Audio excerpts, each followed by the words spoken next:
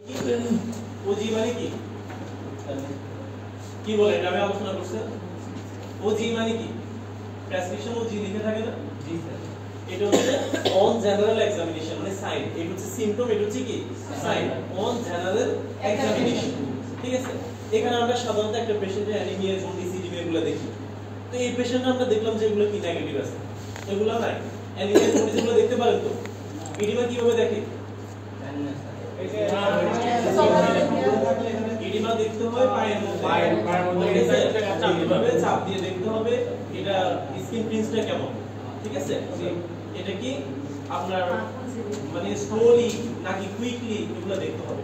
আর anaemia jaundice দেখবেন কিসে? চোখের মধ্যে দেখবেন। ঠিক আছে, আচ্ছা অ্যানিমিয়া জন্ডিস এর সময় আমরা আলোচনা করব, সেই সময় অ্যানিমিয়া জন্ডিস এগুলো নিয়ে আমরা আলোচনা করব। ঠিক আছে, আপাতত এটা। তারপর আমরা লাং দেখলাম, ফুসফুস দেখলাম, তার লাং হচ্ছে ক্লিয়ার, কোনো সাউন্ড নেই। আমরা আগে বলছি লাঙে কিছু সাউন্ড পাওয়া যায়। কি কি পাওয়া যায়? রকাই থাকতে পারে, থাকতে পারে, পেপস থাকতে পারে। আমরা এগুলো কিছু পেলাম না। ঠিক আছে, এটা ক্লিয়ার আছে। টেম্পারেচার মাইল্ড, অতটা বেশি না। ঠিক আছে, সিভিয়ার না, এটা হচ্ছে মাইল্ড। আর তো আমরা রেঞ্জ দিতে পারি। আচ্ছা এই ধরনের পেশেন্ট আমার কাছে আসলো, তার নাম ধরেন এ, এইজ হচ্ছে 1 বছর, ওয়েট হচ্ছে 10 কেজি। কেউ আছেন, এসে এই ট্রিটমেন্টটা লিখতে হবে। আচ্ছা এখানে কি আমাদের কোনো ইনজেকশনাল ট্রিটমেন্ট দেওয়ার প্রয়োজন আছে? না, প্রয়োজন নেই। এই ধরনের পেশেন্টদেরকে হসপিটালাইজ কেন করে অনেকে সেটা বুঝে না, চাই অন্তত হয়তো বা কেয়ারের জন্য আনে। তবে এই ধরনের পেশেন্টকে হসপিটালাইজ করার কোনো প্রয়োজন নেই। পেশেন্টের যদি লাং যদি ক্লিয়ার থাকে, তারপর আমি দেখবো যে তার একটা এক্সরে করে দেখবো। এক্সরেটা যদি সম্পূর্ণ নরমাল থাকে, তাহলে এই পেশেন্টের আমাদের হসপিটালাইজ করে কোনো লাভ নেই। আর এই ধরনের পেশেন্টের ইনজেক্টেবলের কোনো প্রয়োজন নেই। এটা ব্রঙ্কিওলাইটিস হতে পারে।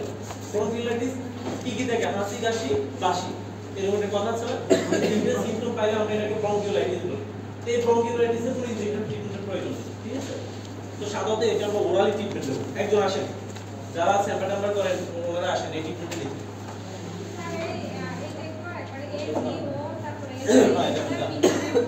ট্রিটমেন্টে ভুল হইব খবর আছে। প্রথমত এটা হচ্ছে ডিএক্স। ঠিক আছে, এটা মানে ডায়াগনোসিস। আমি কি ডায়াগনোসিস করব, রোগটা কি? ঠিক আছে, এটা। এরপর হচ্ছে আমরা লিখি যে সিসি। সিসি মানে সি কমপ্লেন, মানে প্রধান যে কমপ্লেনগুলো ওগুলো। গ্রামে কিছু মহিলারা আছে, আপনার কাছে যখন আসবে, যখন আপনি জিজ্ঞেস করবেন না আপনার সমস্যা কি কি বলেন তো একটু, উনি আপনাকে 1000 সমস্যা বলবেন। এন আপনি চাইলে তো আর 1000 সমস্যা লিখতে পারবেন। আপনি যদি অভিজ্ঞতা সম্পন্ন হন, আপনার ডিজিজ সম্পর্কে যদি আপনার অভিজ্ঞতা থাকে, তাহলে আপনি বলবেন যে এই যে 1000 সমস্যা বলবে তার মধ্যে 3-4টা সমস্যা বেছে নিতে হবে। আর ওই 3-4টা সমস্যা নিয়ে আপনি ট্রিটমেন্ট লিখতে হবে। আর আপনি যদি ওনার 1000 সমস্যা দেখেন, তাহলে 1000টা ট্রিটমেন্ট লিখতে হবে। তো ওভাবে তো লেখা যাবে। আপনাকে ওনার মেইনলি কি কি, সেটা হচ্ছে স্নায়ুর উপরে নির্ভর করে ওনার মেইন কি সমস্যা আছে। উনি বলছে আপনাকে গায়ে জ্বর, আপনি টেম্পারেচারটা দেখলেন, গায়ে জ্বর আছে কিনা। থার্মোমিটার দিয়ে টেম্পারেচার দেখলেন, হাত দিয়ে টেম্পারেচার দেখলেন, গায়ে জ্বর আছে কিনা। তাহলে আপনার মিলে গেল আপনার গায়ে জ্বর আছে। কাশি দেখলেন, কাশি আছে কিনা। উনি আপনার সামনে আসবে, নিম্নত 5 মিনিট তো থাকে। এর মানে হচ্ছে ওনার যদি কাশি থাকে, উনি কাশি একবারও দেবেন? অবশ্যই অবশ্যই দেবেন। আপনার মিলে গেল কাশিটা আছে কিনা। রানী হচ্ছে সর্দি, ওনার সর্দি আছে কিনা সেটা তো আপনি দেখতে হবে। রেসপিরেটরি ডিস্ট্রেস, ওনার শ্বাসটা কষ্ট হচ্ছে কিনা, আপনি সেটা ফুসফুসের মধ্যে অক্সিজেন, তারপর পালস অক্সিমেট্রি দেখতে পাবেন। এগুলোর মধ্যে আপনি সাইনের উপর সম্পূর্ণ নির্ভর করবে। এজন্য সেম কমপ্লেন হচ্ছে প্রধান কি অভিযোগগুলো কি কি আছে, সর্বোচ্চ থাকলে 2-3টা থাকতে পারে। ঠিক আছে, আপনি ওনার 1000 সমস্যা থেকে 2-3টা সমস্যা এখানে লিখতে হবে। যেমন আমি সমস্যার মধ্যে থেকে মনে করে লিখলাম গায়ে জ্বর আছে 3 দিন, কাফ ফর এসডি মানে সেম ডিউরেশন, মানে সেম ডিউরেশন 3 দিনের কাশি, রানী ও সর্দি আছে, রেসপিরেটরি ডিস্ট্রেস। এই পেশেন্টগুলো আপনাদের কাছে প্রচুর যাবে বর্তমান সময়ে, বিশেষ করে বাচ্চা।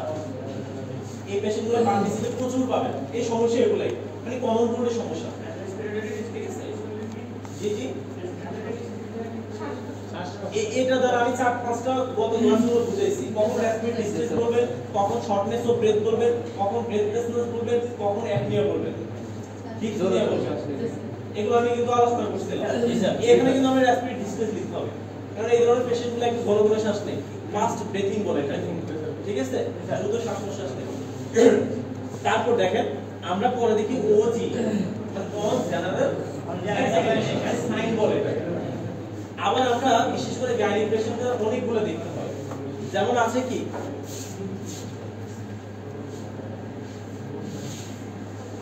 গাইনি পেশেন্টের এটাও দেখা লাগে, তারপর এটাও দেখা লাগে।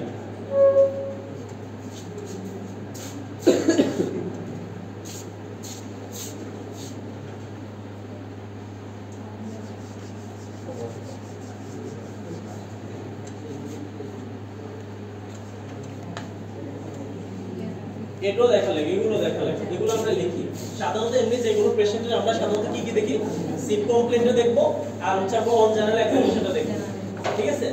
এই দুটো দেখলে হয়, কিন্তু গাইনি পেশেন্টদেরকে এগুলো সবগুলো দেখা লাগে। আবার ওদের আরো হিস্ট্রি নেওয়া লাগে, এগুলো গাইনি কে পড়াচ্ছে আপনাদের, যিনি পড়াচ্ছেন উনি এগুলো নিয়ে আলোচনা করবেন। আবার আমরা এটা দেখতে হয় মিনস্ট্রুয়াল হিস্ট্রি, তারপর অবস্ট্রিক হিস্ট্রি, এগুলো সবগুলো দেখা লাগে। হ্যাঁ মিনি বলতেছি আমি। তাহলে এই যে এখান পর্যন্ত হচ্ছে প্রথম সিম্পটম, সিপ কমপ্লেন, নিচ থেকে যা কিছু আছে এগুলোকে বলা হয় সাইন। অন জেনারেল এক্সামিনেশন, এটা হচ্ছে অন অ্যাবডোমিনাল এক্সামিনেশন, অ্যাবডোমিন দেখতে হয়, বুঝতে পারছেন? এটা হচ্ছে তার ভ্যাজাইনাল এক্সামিনেশন, পিবি, ঠিক আছে? এটা হচ্ছে মেনস্ট্রুয়াল হিস্ট্রি, মেনস্ট্রুয়াল হিস্ট্রি, আর ওটা হচ্ছে অবস্ট্রিক হিস্ট্রি। এগুলা সাধারণত কার ক্ষেত্রে, গাইনিদের, যারা প্রেগন্যান্সি মায়েরা থাকে ওনাদের এইগুলা দেখা লাগে, বুঝতে পারছেন? যেমন আমাদের এখানের মধ্যে মেনস্ট্রুয়াল হিস্ট্রি যেটা, এটার মধ্যে আমরা সাধারণত এলএমডি দেখতে হয়, ইডিডি দেখতে হয়, তারপর মেনস্ট্রুয়াল সাইকেল দেখতে হয়, মেনস্ট্রুয়াল পিরিয়ড দেখতে হয়, তারপর অবস্ট্রিক হিস্ট্রির মধ্যে আমরা কি কি দেখি, এএলসি দেখতে হয়, প্যারাগ্রাভিডি দেখতে হয়, বুঝতে পারছেন? এগুলো আলোচনা করব, যিনি গাইনি পড়াচ্ছে আলোচনা করব, ঠিক আছে? আমরা আমাদের তাই সময় চলে যায় কিন্তু।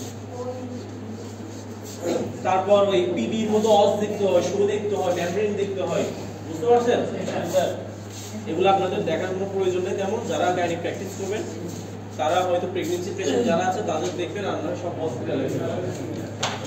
আচ্ছা দেখেন, তাহলে এটা বুঝতে পারছেন অন জেনারেল এক্সামিনেশন আমরা এগুলো দেখি, অ্যানিমিয়া দেখি, জন্ডিস দেখি, ইডিমা দেখি, তারপর আমরা বিপি দেখি, পালস দেখি, এগুলো দেখতে হয়, ঠিক আছে?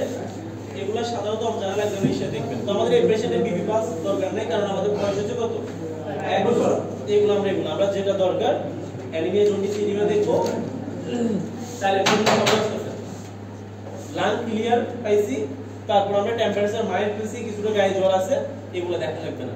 এবার এই ধরনের পেশেন্ট একটা আসছে আপনার কাছে, আপনি ট্রিটমেন্টটা সম্পূর্ণ করেন। আর এটা কি ট্রিটমেন্ট পাবেন, ইনজেক্টেবল না ওরালি? ওরালি, হ্যাঁ ওরালি ট্রিটমেন্ট আপনি ধরেন, লিখতে থাকেন কি কি দিবেন আপনি। আমার কিন্তু সিম্পটম এগুলো, fever for 3 days, cough for same duration, runny nose আছে, রেসপিরেটরি ডিস্ট্রেস আছে। আমরা চাইলাম যে আমাদের লাং সম্পূর্ণরূপে কি ক্লিয়ার আছে, তারপর টেম্পারেচারও তেমন নাই। প্রথমত এই ধরনের পেশেন্টগুলো প্রতিনিয়ত আপনারা পাবেন, আর এগুলো কোনো কন্টিনিউ সমস্যা না। এখানে যদি আপনি এই পেশেন্টকে ওষুধ দেনও ভালো হবে, না দিলেও ভালো হবে, ঠিক আছে? আর এটা যদি সিভিয়ার দিকে চলে যায়, ঠিক আছে, যদি নিউমোনিয়ার দিকে চলে যায়, তখন কি হবে, তার এটা কমবে না, এটা 7 দিন 8 দিন চলে যাবে, ঠিক আছে? এখন আপনার কথা হচ্ছে একটা পেশেন্ট আপনার কাছে আসছে, এখন আপনি কি করতে হবে, তারা যদি চিকিৎসা না দেন তাহলে তো সমস্যা। যদি নিউমোনিয়ার দিকে চলে যায়, এটা একটা সমস্যা। আরেকটা সমস্যা, আপনি ডাক্তারের কাছে গেছেন, এখন আমার ডাক্তার কোনো ওষুধ দেয়নি, মানে উনি কিছু জানেন না, এই জন্য আমাকে কিছু দেয়, ঠিক আছে?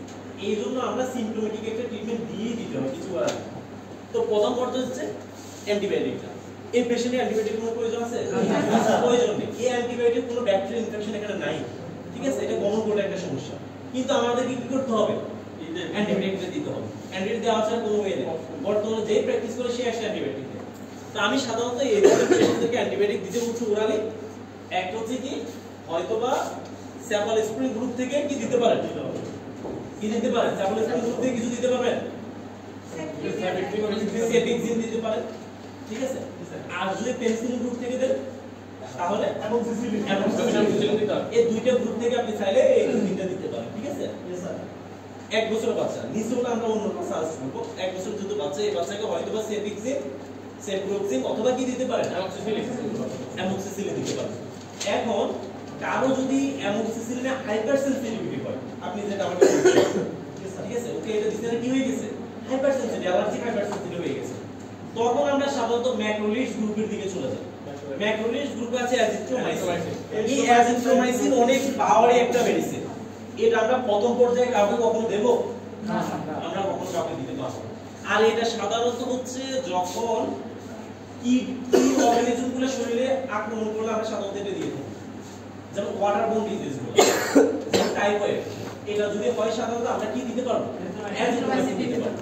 আমরা প্রথম পর্যায়ে কখনো এই ধরনের পেশেন্টকে অ্যাজিথ্রোমাইসিন সাজেস্ট করব না। আমরা এই ধরনের পেশেন্টকে হয়তো চেফিক্সিন, চেফ্রোক্সিন অথবা অ্যামোক্সিসিলিন দিয়ে শুরু করতে পারবো। এগুলো তো কোনো কাজ হয় না, ডিজিজ তার জ্বর কমে নেই, তার জ্বর 7 দিনের উপরে চলে গেছে, বা কেউ 7-8 দিনে জ্বর নিয়ে আমার কাছে আসছে, সাথে কি আছে? কাপ আছে, তাহলে এই ধরনের পেশেন্ট আমি অ্যাজিথ্রোমাইসিন সাজেস্ট করব। বুঝতে পারছেন? 2-3 দিনের জ্বর, 4-5 দিনের জ্বর, এগুলোরে আমরা কখনো অ্যাজিথ্রোমাইসিন দেব না। আর টাইফয়েডের যখন আমরা সিম্পটম দেখতে পাবো, ওই পেশেন্ট হয়তো পরীক্ষা নিরীক্ষা করবে না, কিন্তু আমি টাইফয়েড যে সময় আলোচনা করবো ওই সময় টাইফয়েড নিয়ে আলোচনা করবো, পাবেন। তাহলে টাইফয়েডের সিম্পটমগুলো যদি আমি পাই বা সাইনগুলো যদি পাই, আমি তাই কি করতে পারি? অ্যাজিথ্রোমাইসিন দিয়ে দিতে পারি। বুঝতে পারছেন? তো প্রথম পর্যায়ে এই ধরনের কমন কোল্ডের পেশেন্টদেরকে যদি আমরা অ্যান্টিবায়োটিক দিই, তাহলে হয়তোবা সেফিক্সিন, সেফ্রোক্সিন এগুলো আর নয় কি অ্যামোক্সিসিলিন, যে কোনো একটা দিয়ে আমরা শুরু করতে পারি। ঠিক আছে? এবার আসেন 50 ml, তারপর হচ্ছে 60 ml, তারপর হচ্ছে 50 ml, 100 ml। এই mlটা আপনি কোথায় পেয়েছেন আমাকে একটু বলেন তো? এই যে সিরাপের মধ্যে mlটা, এই mlটা কোথায় পাইছেন আমাকে একটু বলেন? প্যাকেটের উপরে লিখে থাকে নাকি ওষুধের গায়ে, সিরাপের গায়ে লিখে থাকে? পুরো প্যাকেটের উপরে লিখে থাকে। আপনি কি কোনো পেশেন্টকে পুরো প্যাকেট একদিন খেতে বলতেছেন? না, আপনি তাই কি কোনটা খেতে বলতেছেন? প্রতিদিন সিরাপ থেকে খেতে বলতেছেন, আপনি কখনো প্যাকেট থেকে খেতে বলতেছেন। কখনো আপনি 60 ml এটা লিখে দিতে পারেন না। কেন লিখে দিতে পারেন না? এই যে 120 মিলিগ্রাম লিখছে, এই 120 মিলিগ্রামে মাত্র 5 ml থাকে। কত ml? 5 ml। দুনিয়ার যত সিরাপ আছে প্রত্যেকটা সিরাপের মিলিগ্রাম চেঞ্জ হবে, কিন্তু ml কখনো চেঞ্জ হবে না। বুঝতে পারছেন? যদি 80 মিলিগ্রাম হয় তাও 5 ml, যদি 300 মিলিগ্রাম হয় তাও 5 ml, এভাবেই থাকে। যেমন আমাদের অ্যাজিথ্রোমাইসিন কত মিলিগ্রাম কেউ বলতে পারবেন? Syrup 250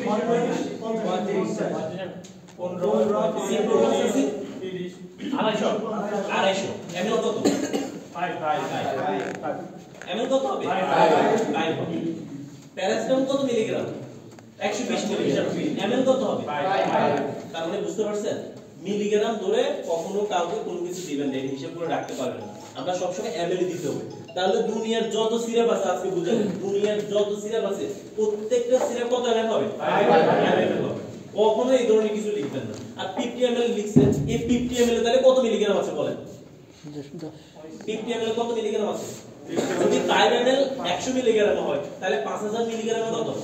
50 ml। তার মানে আপনার এখানে 5000 মিলিগ্রাম লেখার কথা ছিল না? এটা লিখে যাবে। আপনি এখানে লিখতে 100 মিলিগ্রাম বাই 50 ml, তার মানে এখানে যত এখানেও তত, তার এটার সাথে কোনো মিল নেই। বুঝতে পারছেন?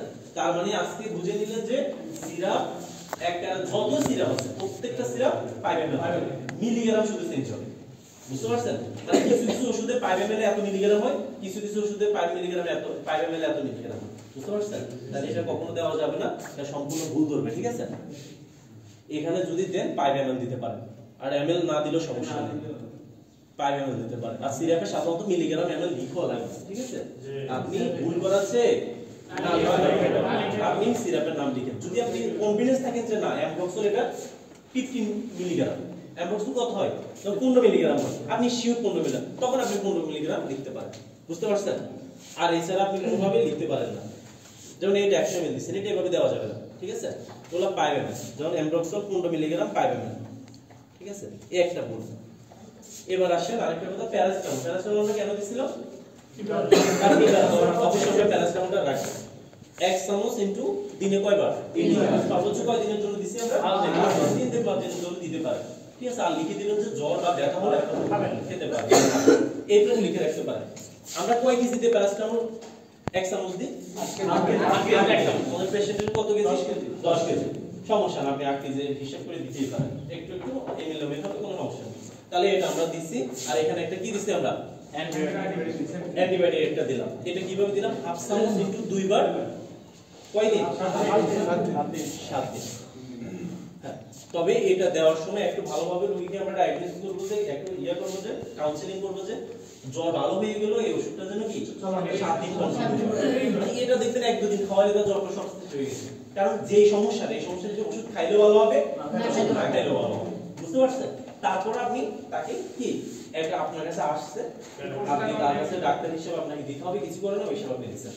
তো এটা অবশ্যই তাকে বল কাউন্সিলিং করে দিবেন যে জ্বর ভালো হয়ে গেল, এটা 7 দিন খেতে হবে। প্যারাসিটামল কয়দিন, এগুলো দিনই লিখে দিন, অনেকে কিন্তু এটা বুঝবে না, বুঝতে পারছেন? দৈনিক বা দিনই লিখে দিবেন, হাফ চামচ করে দৈনিক 2 বার 7 দিন, ঠিক আছে? এভাবে লিখতে হবে। এরপর আছে সিরাপ পেক্সোপ্যানাডিন, পেক্সাল অনেক নামে পাওয়া যায়। এটা আমরা সাধারণত কয় কেজিতে দিই? পেক্সোপ্যানাডিন কয় কেজিতে দিবেন? কয় কেজিতে দিবেন? 20 কেজিতে। এটা 20 কেজিতে দিবেন। অ্যালাট্রল যেটা আছে স্যাট্রিজিন, ওটা 10 কেজি দিতে পারে, বুঝতে পারছেন? আর এটা দিবেন 20 কেজিতে। তাহলে হাফ চামচ দিনে কয়বার? একবার। এটা রাতে লিখে দিবেন। অ্যান্টিহিস্টামিন সব সময় রাতে ভালো কাজ করে, ঠিক আছে? এটা রাতে লিখে দিবেন। কয়দিন দিবেন? 5 দিন। অ্যান্টিহিস্টামিন কখনো 5 দিনের জন্য দিবেন না। অ্যান্টিহিস্টামিন প্রথম কথা হচ্ছে অ্যান্টিহিস্টামিনের কোনো ডিউরেশন নেই। অ্যান্টিহিস্টামিনের মূল কাজ হচ্ছে যতদিন সর্দি থাকবে ততদিন খাবে, যতদিন চুলকানি থাকবে ততদিন খাবে, বুঝতে পারছেন? অ্যান্টিহিস্টামিনের কোনো ডোজ নাই, তারপর ডিউরেশন। তারপর আপনি যদি লিখে দিতে চান নিম্নলিখিত 7 দিন 10 দিন 15 দিনের জন্য লিখবেন, বুঝতে পারছেন? অ্যান্টিহিস্টামিন কখনো মানে আমি সবটাই বলে দিচ্ছি, অ্যান্টিহিস্টামিনের কোনো ডিউরেশন নাই, এটা যতদিন চুলকাবে ততদিন দিতে পারবে। আবার এমন খাইতে খাইতে যদি 3-4 মাস খেয়ে ফেলেন তাহলে এটা হাইপার সেনসিটিভ হয়ে আপনার কি অন্যান্য অর্গানের সমস্যা হয়ে যেতে পারে। তো ওই দিকে আপনাকে ফলো করতে হবে, বুঝতে পারছেন? আবার তো বলবেন ওই মিজানুর রহমানের মতো আমি বলছি এটা, হ্যাঁ আপনি এটাই করে এটা। যেমন সর্বোচ্চ আমরা কি রুটি আমরা যখন পেক্সোপ্যানাডিন 7 দিনের জন্য দিই, যখন কারো লং টার্ম কি থাকে, কাপটা এগুলো থাকে, সর্দি এগুলো লেগে থাকে, বা রেসপিরেটরি ডিস্ট্রেসের কোনো অ্যালার্জিগত প্রতিক্রিয়া থাকে, তখন আমরা সাধারণত পেক্সোপ্যানাডিন চেঞ্জ করে দিই। কি দিতে হবে? কি রুটি দিতে হবে, কি রুটি লং টার্ম ইউজ করা হবে, বুঝতে পারছেন? আচ্ছা, পেক্সোপ্যানাডিন একটা হচ্ছে, প্যারাসিটামল একটা হচ্ছে, পেক্সোপ্যানাডিন। এরপর আসেন অ্যামব্রক্সল, ঠিক আছে? অ্যামব্রক্সলটা আগে দেখতে হবে এর কাশিটা কি, এর কাশিটা কি শুষ্ক কাশি নাকি সাথে কি যায়, স্পিউটাম যায় বা কফ যায় আমরা বলি, ঠিক আছে? এটা যায়। যদি এটা যায়, কফ যায়, তাহলে আমরা লিখব কি? অ্যামব্রক্সল দিতে পারি। অ্যামব্রক্সল কয় কেজি দিতে? তাও 20 কেজি। এই জন্য আমি হাফ চামচ লিখছে। তাহলে আমরা হাফ চামচ করে দিনে কয়বার? 2 বার। তাহলে এটা না হয় এটা, যে কোনো একটা দেব। আপনি যে মনোযোগ দিয়েছেন সেটা ভুল না। 1 বছরের বাচ্চা অবশ্যই কি খেতে পারবে? খাইতে পারবে, তবে 10 না। কত দিতে হবে? 4-5 দিতে হবে, কারণ এই একটা সিবিও খাইতে পারবে, বুঝতে পারছেন? তাহলে আপনি হয়তো অ্যামব্রক্সল দিবেন না, আপনি এটা দিবেন। আর যদি তার ডাইগাপ থাকে, মানে কোনো কফটা ভাইরাসটা যায় না, তাহলে কি দিবেন? ঠিক আছে? মিরাকো ভূকম্প না পাওয়া যায়, ওটা দিবেন, এটা দেওয়া যাবে না, ঠিক আছে? এরপর আসেন আরেকজনের লিখছেন কি? ডক্সিবা। ডক্সিবা কেন লিখছিলেন?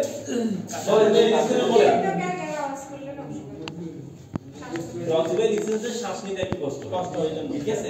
রেসপিরেটরি ডিস্ট্রেস হচ্ছে, আর ডিস্ট্রেস যদি না হয় ডক্সিবা দেওয়ার কোনো প্রয়োজন নেই। তারপর কমন কোলদের পেশেন্টদের ওই যে নিউমোনিয়ার দিকে চলে যাওয়ার সম্ভাবনা থাকে, এই কারণে দিয়ে দেয়। আর একটা কথা, দেওয়ার সময় কাউন্সেলিং করবে, কারণ কোনো ভাবে যদি পানি যদি আমার ফুসফুসে যায় তাহলে নিউমোনিয়া হয়ে যেতে পারে, এইজন্য। তা আপনি দিবেন ভালো কথা ডক্সিবা কত মিলিগ্রাম হয়?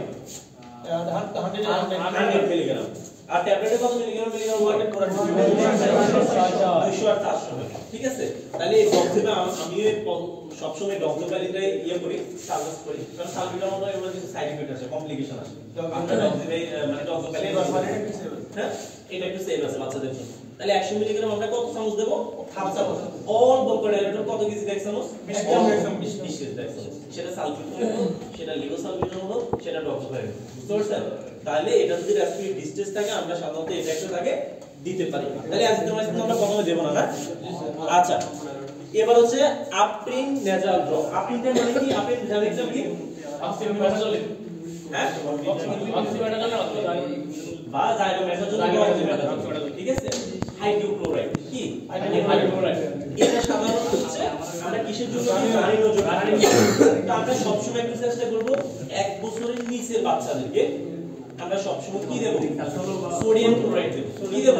সোডিয়াম নরসল, অ্যানসল এসব নামে পাওয়া যায়। আমরা তাকে আম্লিন সাজেস্ট করব, আমরা আম্লিন অ্যাডামদেরকে সাজেস্ট করব, আমরা অ্যান্টাজল অ্যাডামদেরকে সাজেস্ট করব, ঠিক আছে? আমরা সব সময় বাচ্চাদেরকে 1 বছরের নিচে এই বাচ্চাদেরকে আমরা কি সোডিয়াম ক্লোরাইড দেব, বুঝতে পারছেন? এরকম একটা ড্রপ দিয়ে রাখতে পারেন, ভালো কথা। এখন আমরা তাকে নেবুলাইজেশন কখন করব বলেন তো?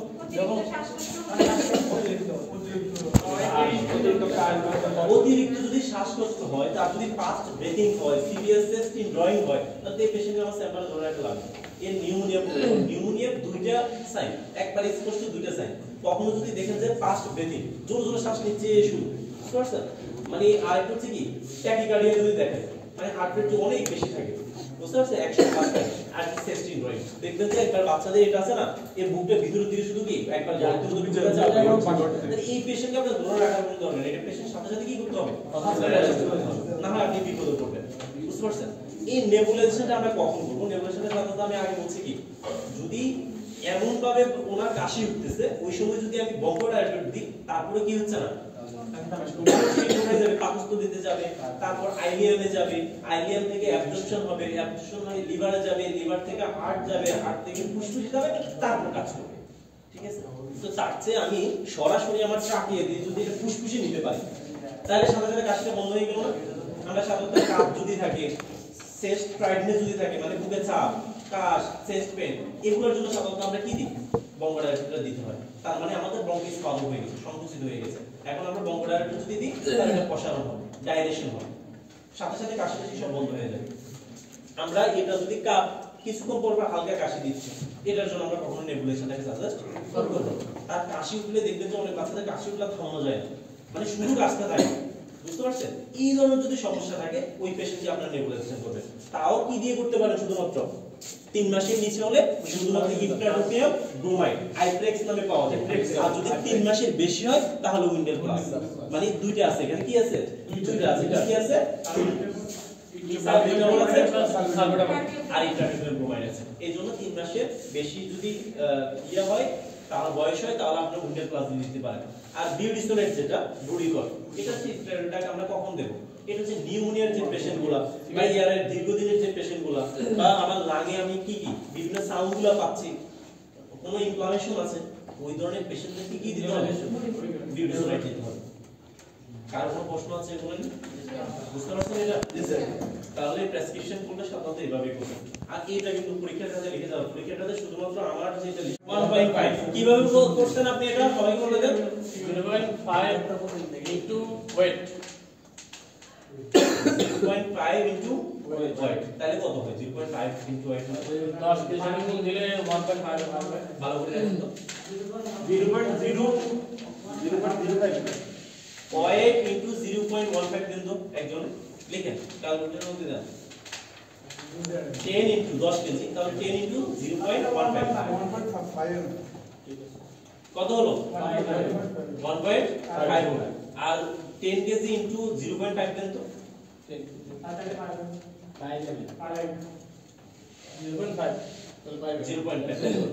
তো তাহলে আপনি এটা শুধু হলো, আপনি দিতে তো 1.5 দিয়ে, আপনি বলতেছেন 0.05, আপনি বলছেন weight into 0.5 দিয়ে দিতে হবে, এটা বলছেন না প্রথমে?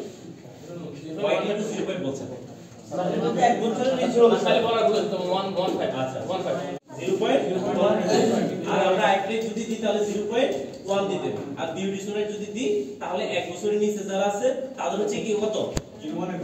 তাদের হচ্ছে 1 ml 2 ml নরমাল স্যালাইন, আর এক বছরের বেশি হলে 2 ml 1 ml নরমাল স্যালাইন। তবে এটা দুই ভাবে পাওয়া যায়, একটা হচ্ছে weight into 1.25 পাওয়া যায়, 0.25 পাওয়া যায়, আর একটা হচ্ছে 0.5 এ পাওয়া যায়। বিউডিসোনেটটা আপনারা দেখবেন দুইটা ফর্মে পাওয়া যায়।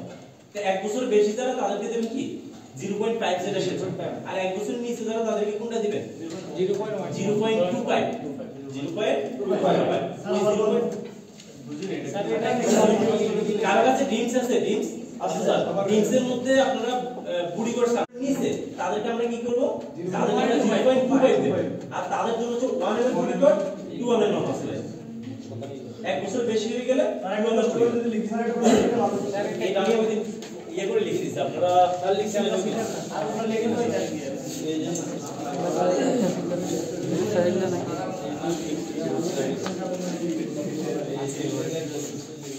আর যারা অ্যাডাল্ট তাহলে কি করবেন?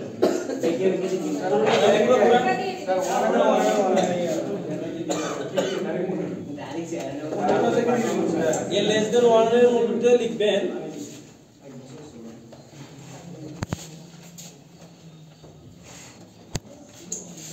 স্যার এই মানে কথা এই বুড়ি কোড লিখবেন, এটা লিখবেন লেস দেন 1 ইয়ার, এটা হচ্ছে 0.25। এটা এখান থেকে দিয়ে দিই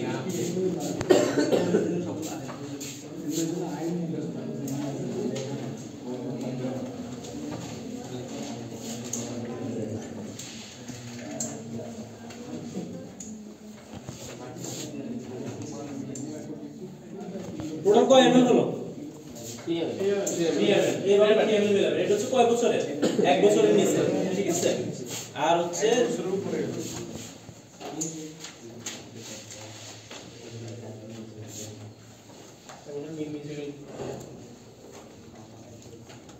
এই 1 ইয়ার নেবুলেশন লিখবেন তারপর হচ্ছে বুডি কর্ড 0.5 এখানে লিখবেন 2 ml 1 ml নরমাল স্যালাইন কয়বার দিবেন দিনে কয়বার দিনে 2 বার কয় দিন 7 দিন বুঝতে পারছেন এটা বুঝেন 0.25 আর 0.5 এখানে একটু লেভেল আছে একটা আবার আরেকটাকে 2 করে দিয়ে দেওয়া যাবে আপনি যদি 0.25 টা যদি 2 ml দেন তাহলে আপনার ডোজ মিলবে না আর এটা এখন আপনার যদি লাগে যদি কোনো সাউন্ড ডাউন না থাকে কোনো সমস্যা না থাকে আপনি বুডি করতে আর কোনো প্রয়োজন নেই বুঝতে পারছেন আরেকটা হচ্ছে নেবুলেশন আর উইন্ডো প্লাস কয় বেলা লিখছেন 3 বেলা কোনো ডিউ নেই 4 বেলা কয় বেলা 4 বেলা দিতে হবে সাধারণত বুডি সোনেট যেটা সেটাও 4 বেলা তারপর অনেকে এটা 2 বেলা করে এটা করতে তো না 2 বেলাটা ডিউরেশনে কাজ করে স্যার এক বছর পরে হলো 2 বেলা নিচে হলো 2 বেলা একবার অ্যাডাল্ট হয়ে গেলে তার জন্য 3 বেলা বুডি সোনেটে 2 বেলা ওই নেবুলেশন যেটা উইন্ডো প্লাস দিয়ে করে 4 বেলা সবার জন্য 4 বেলা সালফেক্সের ব্যাপারে সালফেক্সের মতো আছে ইনক্রেডিবল প্রোমাইডের সালফেক্স উইন্ডো প্লাস এর সেম আছে উইন্ডো প্লাস সালফেক্স এর কোনো ব্যান্ড না মেডিসিনে তো বলে নেবুলেশন দিয়ে কারো কোনো সমস্যা হবে না আচ্ছা এরপর আসেন আপনাদেরকে আরেকটা দেখাই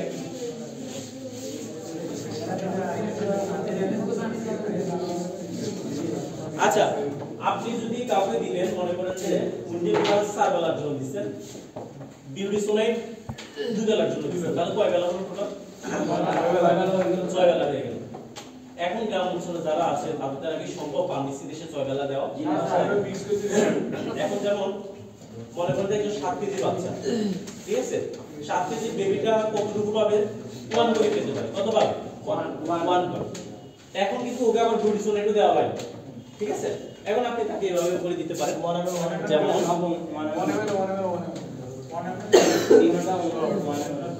নেবুলাইজেশন উইথ এখানে লিখবেন কি বুডি কর্ড কত ml 1 ml তারপর হচ্ছে আগে উইন্ডো প্লাস লিখি উইন্ডো প্লাস 1 ml নরসল 1 ml ঠিক আছে টোটাল কত ml পেল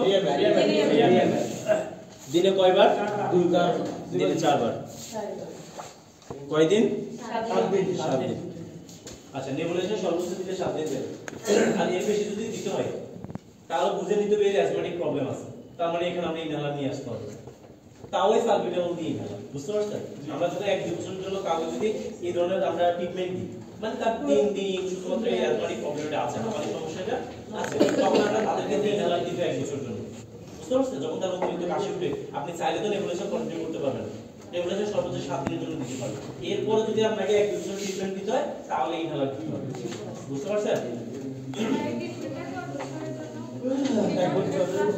এটা 7 কেজি লিখছি 7 কেজি হিসাব করে লিখছি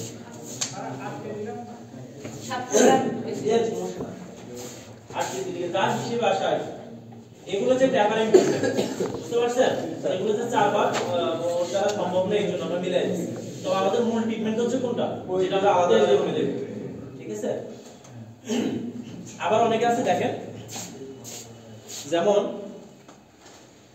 এই উইন্ডো প্লাসের মধ্যে কি কি আছে সালবিউটানল আছে আর অনেকে এটা আলাদা করে দেয় ঠিক আছে আমি সালবিউটানল আলাদা করে দিলাম ইনক্রেডিবল প্রোভাইড আলাদা করে দিলাম সাথে আবার নরমাল স্যালাইন দিয়ে দিলাম তো আলাদা করে যদি দেন তাহলে সালবু যেটা সেটা হিসাব করতে হবে y * 0.15 আর আইফ্লেক্স যেটা সেটা হিসাব করতে হবে y * 0.1 বুঝতে পারছেন কয়টা বাজে কিছু আলোচনা করা যাবে আচ্ছা এটা নিয়ে কি বলেন আপনি আছে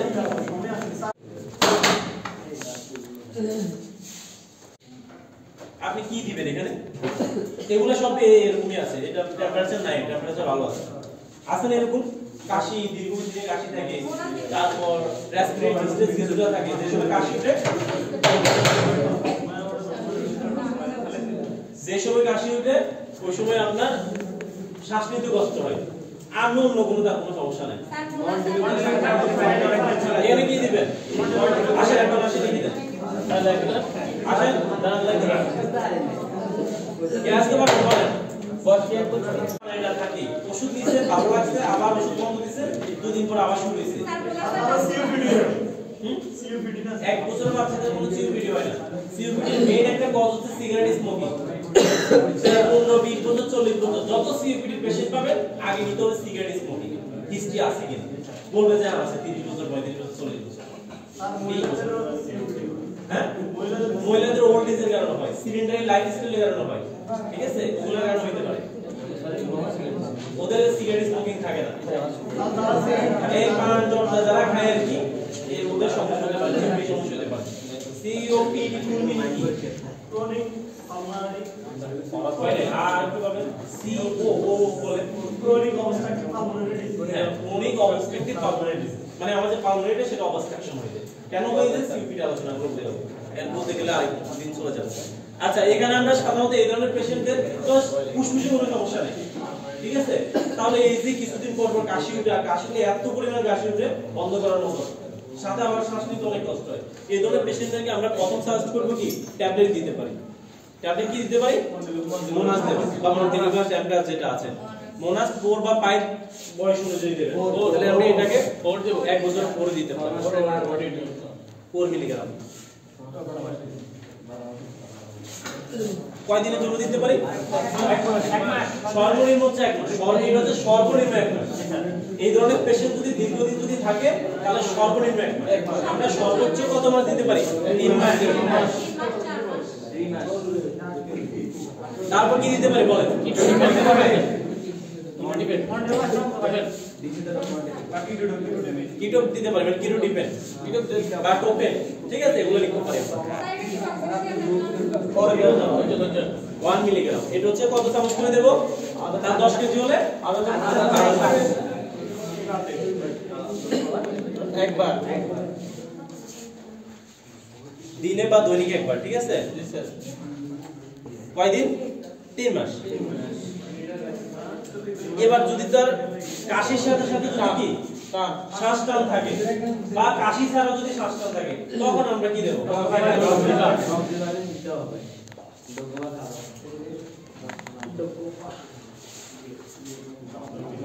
কতগুলো করে দেব?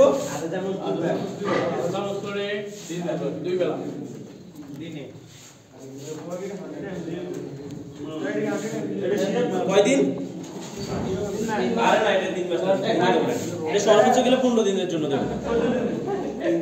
15 দিন, 14 দিন, 10 দিনের। এই সাধারণত এদের জন্য ট্রিটমেন্ট হচ্ছে এটুকুই, ঠিক আছে। আগে তো কোনো অ্যান্টিবায়োটিক বা গ্যাস্ট্রিকের কোনো ইউজ দিই না। গ্যাস যদি ওগুলো হচ্ছে পথ হিসেবে আপনার এগুলো খাওয়ার আমি ধরেন সেলিক্সিন দিলাম। এই ধরনের পেশেন্টকে অ্যান্টিবায়োটিক দেওয়ার কোনো প্রয়োজন নেই, ভুল অ্যান্টিবায়োটিক দেবেন। বাচ্চার আগে ট্রিটমেন্টে কোনো অ্যান্টিবায়োটিকের সাথে যদি সাইড এফেক্ট হিসেবে কোনো ফ্লাটুলেন্স হয়, ফ্লাটুলেন্স মানে কি পেট ফাঁপা হয়ে যায়, পেট ফুলে যায়, মানে গ্যাস জমে যায়, তখন আপনি একটা গ্যাস্ট্রিকের সিরাপ দিয়ে দেন, প্যামোডাইন নেন। ও তো বদল ছিল না, যখন সে আমি ওই ওষুধগুলো দিতেছি হইতে তো পারে, সেটাকে আমি এটা না, আসলে বাচ্চাদেরকে ওভাবে দেওয়া উচিত না, ওটা অনেক সাইড এফেক্ট আছে প্যামোডাইনের, বুঝতে পারছেন। তবে হ্যাঁ, যদি সমস্যা হয় তখন তো আপনাকে তো জানাবে, জানালে একটা প্যামোডাইন দিয়ে দেন। আর সাধারণত আমরা প্যামোডাইন কখন দিই? কারণ এই পেশেন্ট আপনার হেলদি না, ঠিক আছে, কিছু খাই না আপনাকে বলতেছে, তখন আপনি এটার সাথে অথবা জিঙ্ক দিচ্ছেন বা ভিটামিন বি কমপ্লেক্স অ্যাড করছেন বা একটা মাল্টিভিটামিন দিচ্ছেন, আর ওই ওষুধগুলো সবসময় কি করে? গ্যাস জমায়, তো ওই জন্য আপনি ওটার সাথে একটা প্যামোডাইন দিয়ে দিতে পারেন, বুঝতে পারছেন।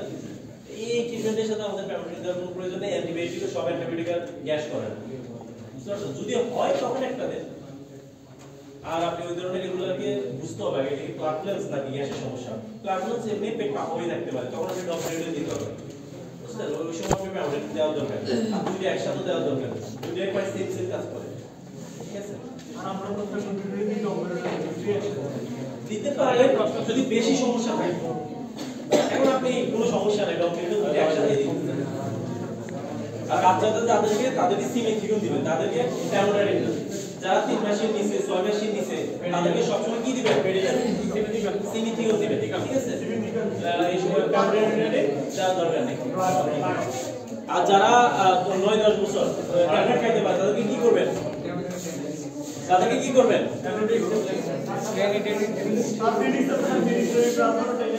তাদেরকে রেনিট্রাজল তারপর অ্যালবেন্ডাজল এগুলো 10 হয় 10 দিয়ে দিবেন।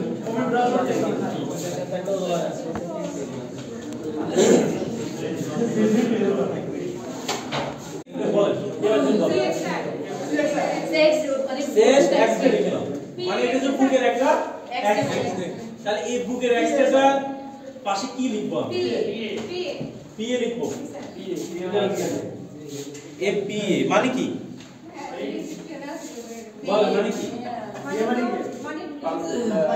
তো লাভটা কি হবে? এগুলো ভুলে গেলে কোয়াড বলবো কোয়াডটা।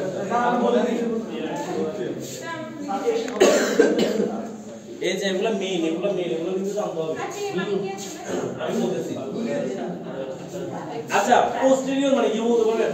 পোস্টেরিয়র মানে সামনে উপরে। তাহলে আমরা সুপিরিয়র মানে কি? সুপিরিয়র তো উপরে না যখন করে তখন কি করতে হয়? এভাবে সামনের দিকে তাকাতে হয়, পিছন থেকে আউটটা মারে। কোন দিক থেকে? পিছন থেকে মারে। পোস্টার ও এন্টারিয়র ভিউ। তাহলে দাঁড়াতে পারে কি? আমরা দাঁড়াতে পারবো না, একটা বাচ্চা দাঁড়াতে পারবে। আমরা দাঁড়াতে পারবো, একটা অ্যাডাল্ট দাঁড়াতে পারবে। এই এক্সরে হচ্ছে অ্যাডাল্টের জন্য। চেস্ট এক্সরে অফ, যেমন এখানে লিখতে পারেন of. Chest X-ray of, anteroposterior ও এন্টারিয়র ভিউ। আর বাচ্চাদের ক্ষেত্রে কি দিতে হবে? Anterior posterior AP anteroposterior view. বুঝতে পারছেন? ওদেরকে সবাই উপর থেকে মারে। ঠিক আছে? তাহলে এটার মধ্যে দুইটা দেখছেন সমস্যা। অ্যাডাল্টদের ক্ষেত্রে গেলে বাচ্চাদের ক্ষেত্রে গেলে দুইটা চেঞ্জ হয়ে যাবে। একজন হচ্ছে এন্টার পোস্টারিয়র ভিউ। ভিউ মানে কি? দেখা। ভিউ মানে কি? দেখা মানে আউটটা মারবে। এইজন্য একটা এন্টার পোস্টারিয়র ভিউ, একটা পোস্টার এন্টারিয়র ভিউ। বাচ্চা যারা তাদের এন্টার পোস্টারিয়র ভিউ, অ্যাডাল্ট যারা তাদের পোস্টার এন্টারিয়র ভিউ। ঠিক আছে?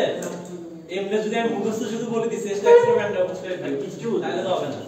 লিখি তারপর তাহলে এগুলো আপনারা বাসায় বলে দেখেন এগুলো। নাই দরকার নেই, আমি এখানে বলছিলাম এভাবে তো হবে না। যারা এগুলো বাসায় কিছুক্ষণ ভালোভাবে এটার সাথে আরেকটু স্টাডি করেন। আর এগুলো সবগুলো সবার প্রয়োজন আছে, আপনার জানা দরকার। কারণ আপনাকে এসে জিজ্ঞেস করছে এটা মানে কি, কারণ আপনি তো বলতে পারবেন। আপনি বলেন আর এটা এক্সটেন্ড শেষ, এটা কোনো একটা যুক্তি হলো যেটা স্যার যুক্তি হলো, তাকে বুঝাই দিতে হবে এটা মানে কি। আমি যেভাবে বুঝাই দিচ্ছি এবং বুঝাই দিতে হবে তাকে। জি স্যার, ঠিক আছে। আচ্ছা, আর কোনো প্রশ্ন? তাহলে এটা বয়স কত বাচ্চাটা? তাহলে আমরা এর কি করব? একটা পোস্টার ভিউ দেব। তারপর দ্বিতীয়তে কি দিতে পারি? দ্বিতীয়তে কি দিতে পারি? ইএসআর দেব। আর কি দিতে পারি? ইএসআর কি দিতে পারি? ইএসআর আলোচনা করছি আপনাদের ক্লাসে।